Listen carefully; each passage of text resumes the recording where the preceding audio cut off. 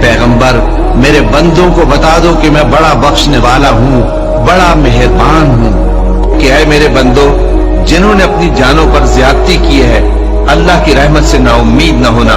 अल्लाह तो सब गुनाहों को बख्श देता है, बेशक वही तो है बड़ा बख्शने वाला, बड़ा मेहरबान।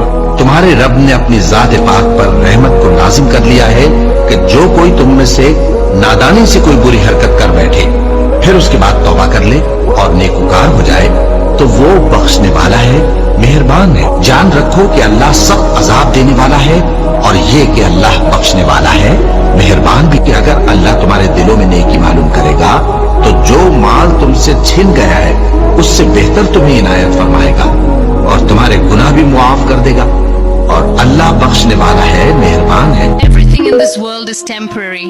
Life shifts, people come and go, seasons change, and none of them last forever.